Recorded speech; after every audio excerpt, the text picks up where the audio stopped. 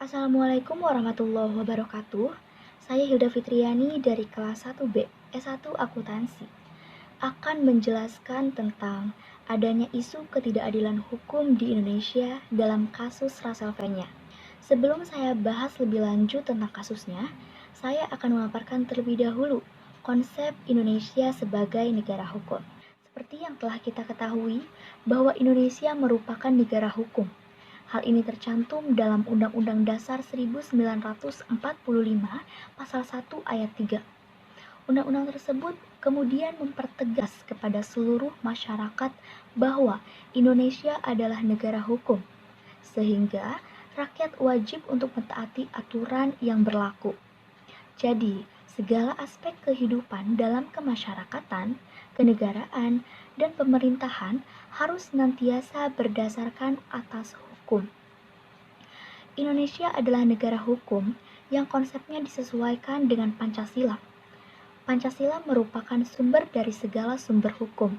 Ini berarti suatu sistem hukum yang didirikan berdasarkan asas-asas atau norma-norma yang terkandung dari nilai-nilai yang ada dalam Pancasila sebagai dasar negara. Namun, mengenai hal tersebut, apakah hukum di negeri ini telah terlaksana dengan baik? Apakah sila-sila Pancasila telah terrealisasikan dengan baik? Kembali kepada kasus yang akan saya bahas kali ini. Beberapa waktu yang lalu, Indonesia dihebohkan dengan kasus dari salah seorang selebgram yang bernama Russell Fenya yang kabur karantina dari Wisma Atlet setelah kembali dari New York, Amerika Serikat. Russell Fenya telah melanggar aturan karantina COVID-19, bahwasanya seharusnya orang yang telah melakukan perjalanan ke luar negeri harus dikarantina selama 8 kali 24 jam. Tindakan Russell Fenya ini tentu melanggar Undang-Undang Nomor 6 Tahun 2018 tentang kekarantinaan kesehatan dan juga melanggar Pasal 14 Undang-Undang Nomor 4 Tahun 1984 tentang wabah penyakit menular dengan ancaman pidana penjara 1 tahun. Dari tindakan tersebut, kemudian Russell Fenya ditetapkan sebagai tersangka. Diduga, Russell Fenya lolos dari karantina dengan dibantu beberapa oknum dan melakukan penyuapan sebesar 40 juta. Baru-baru ini, hasil putusan sidang Russell Fenya telah keluar. Russell Fenya dijatuhi hukuman 4 bulan penjara dengan ketentuan 8 bulan masa percobaan. Dengan begitu, Russell Fenya tidak perlu menjalani hukuman penjara asalkan selama 8 bulan masa percobaan tidak berbuat tindak pidana. Hasil putusan ini ditetapkan dengan alasan bahwa Russell Fenya berlaku sopan ketika persidangan dilakukan. Dari kasus tersebut menuai banyak kontra dan ketidaksesuaian terhadap nilai-nilai Pancasila. Yang pertama, tidak adanya penerapan Pancasila sebagai sistem etika. Dari kasus ini kita dapat melihat bahwa adanya etika yang buruk. Sebagaimana yang kita tahu, Russell Fenya adalah selebgram atau tokoh publik yang seharusnya memberikan contoh yang baik kepada khalayak publik. Namun sebaliknya, ia malah mencontohkan perilaku yang tidak baik dengan kabur dari karantina. Kemudian yang kedua, berkaitan dengan Pancasila sebagai dasar negara. Seperti yang telah disinggung sebelumnya, bahwa Pancasila merupakan hukum dari segala sumber hukum.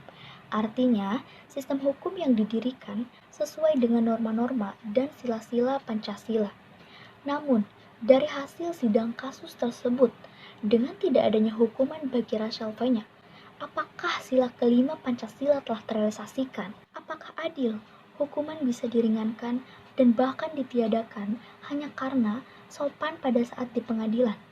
Logikanya, setiap orang yang memiliki kesalahan tentu akan bersikap sopan karena dia tahu bahwa dirinya salah. Namun hal tersebut tidak bisa dijadikan alasan untuk meringankan hukuman begitu saja. Jika kesopanan menjadi faktor keringanan hukum, lalu bagaimana dengan kasus Nenek Asyani pada 2014 silam? Lebih sopan mana dengan Nenek Asyani yang didakwa mencuri 2 kayu jati perhutani untuk dipen tempat tidurnya?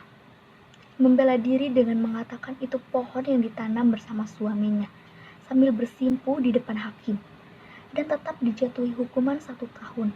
Sedangkan Rasel V-nya yang divonis bersalah kabur dari karantina dan mengaku memberi suap namun tidak ditahan. Dari kasus ini sebenarnya Indonesia telah mempertontonkan dengan sangat jelas bahwa ketidakberlakuannya keadilan di dalam negeri tercinta ini.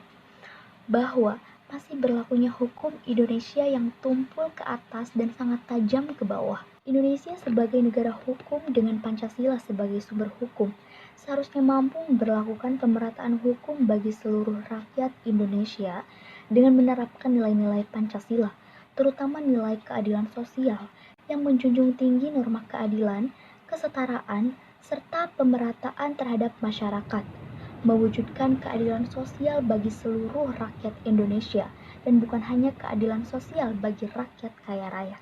Ketimpangan hukum ini jika dibiarkan akan menimbulkan dampak yang buruk bagi kelangsungan hukum di Indonesia. Kepercayaan masyarakat kepada hukum, terutama pada aparat-aparat penegak hukum akan turun, dan kejahatan yang dilakukan oleh kaum kaya atau kalangan atas semakin tinggi, dikarenakan hukum bisa dibeli oleh mereka. Oleh karena itu, ketimpangan hukum ini harus segera dihentikan agar dapat mengembalikan keadilan hukum pada semestinya. Beberapa solusi dari saya untuk mengatasi ketidakadilan hukum di Indonesia. Yang pertama, penerapan nilai-nilai Pancasila sebagai dasar negara untuk bertindak. Artinya, segala tindakan hukum harus berpedoman kepada nilai-nilai Pancasila. Yang kedua, memaksimalkan kembali fungsi aparat penegak hukum dan memperberat hukuman bagi penerima suap, serta mencopot semua aparat negara yang terbukti melakukan penyelewengan hukum. Baik, hanya itu saja yang dapat saya sampaikan. Kurang dan lebihnya saya mohon maaf. Wassalamualaikum warahmatullahi wabarakatuh.